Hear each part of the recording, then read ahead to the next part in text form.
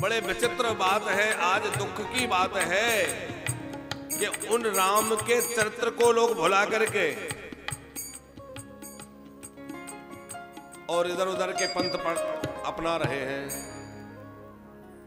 रामायण जलाई जा रही है। कितने दुर्भाग्य की बात है।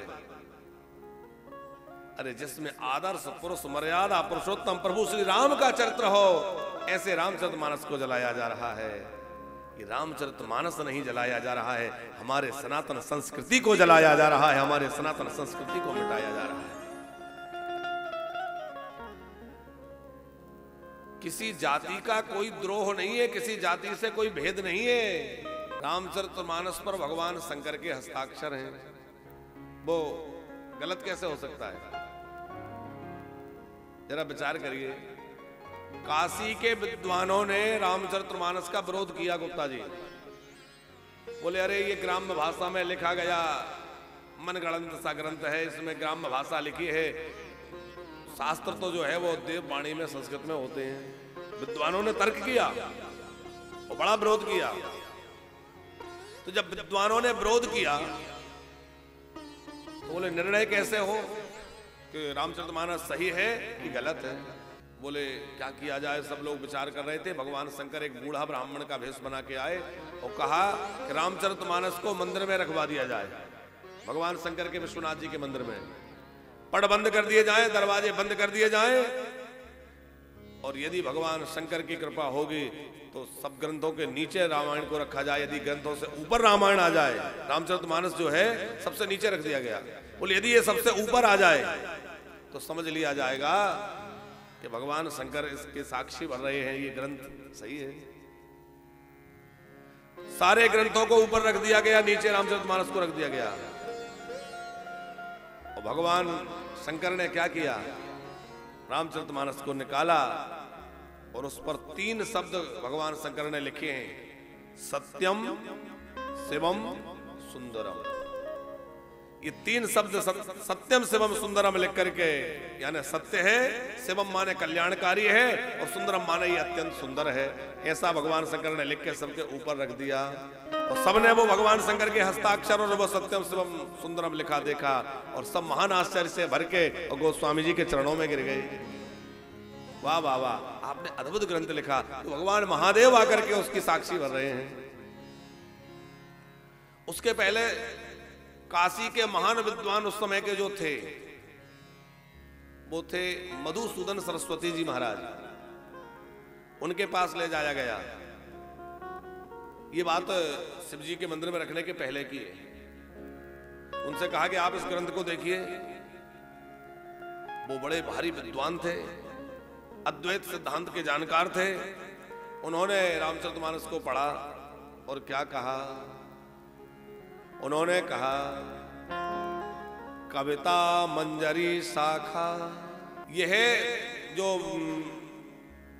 वाराणसी है, काशी है, यह एक वन है और उस वन में तुलसीदास क्या है? बोले उस वन में तुलसी का पौधा तुलसीदास है और उसकी रचना रामचरितमानस जो है वह उस तुलसी के पत्र है जो भगवान को अत्यंत प्रिय हैं।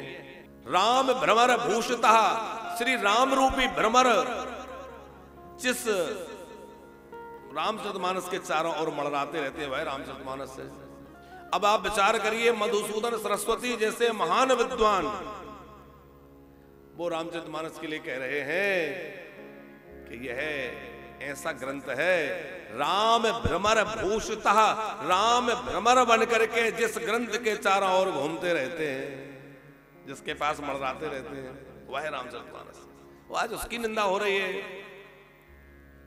कारण ये नहीं है कि उसमें कोई जाति सूचक बात लिखी है, बल्कि कारण ये है कि ज्ञान की कमी है और धर्म में विद्वेष पैदा करना है।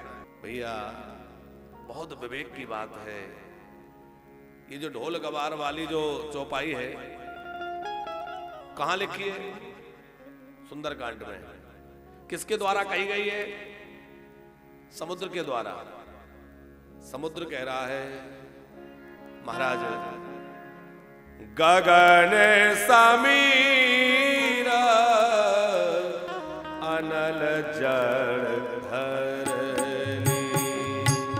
गगन समीर अनल जल इनके नाम सहज जड़ करे इनके नाम सहज जड़ ढोल गवार शूद्र पसुनारी ढोल गवार शूद्र पसुनारी ढोल गवार शूद्र पसुनारी ढोल गवार शूद्र पसुनारी सकल ताड़ना के अधिकारी सकल ताड़ना के अधिकारी गगन समीर अनल जल गगन समीर अनल जल इनके नाम सहज जड़ करने इनके नाम सहज जड़ समुद्र कह रहा है गगन आकाश वायु जल पृथ्वी इनके नाथ सहज जड़ करनी। जड़ करनी माने ये अपने हिसाब से चलते हैं।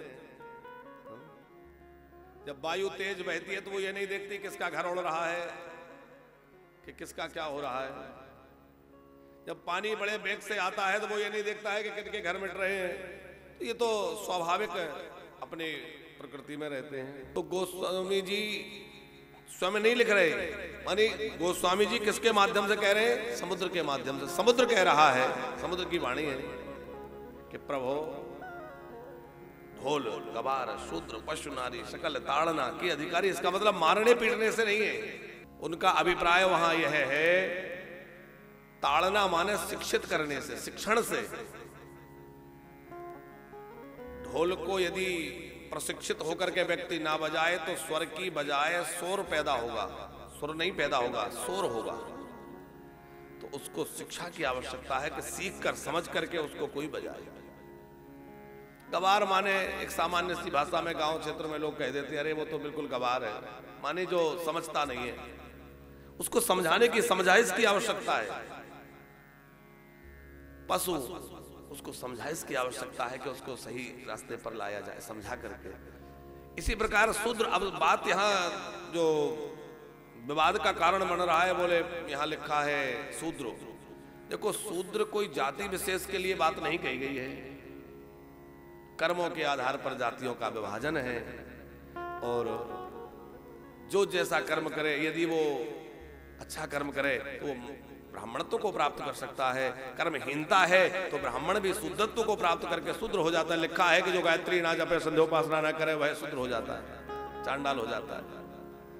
तो ये कोई जाति विशेष के लिए नहीं कहा गया है। ये कहा गया सेवा का, जो वेद अध्ययन कराएं, शिक्षा का काम जो करते थे वो ब्राह्मण, जो राजकाज चलाएं, रक्षण का कार्य करें वो क्षत्रिय, जो वाणिज्य करें, व्यापार करें वो वैश्य, और जो सेवा कार्य करें वो शूद्र। इस तरह से कहा गया है, ना कि वह कोई जाति के लिए है। पर बाद में ये जातियों में बढ़ गया। लेकिन हमारा धर्म, हमारे ग्रंथ किसी को जाति में नहीं बांटते भैया। आज धर्मों को लेकर संघर्ष मत करिए, आज ग्रंथों को लेकर के संघर्ष मत करिए, नहीं तो हमारा आदर्श क्या रह जाएगा। ग्रंथ ही नहीं रहेंगे तो हमारा जीवन किसके सहारे चलेगा।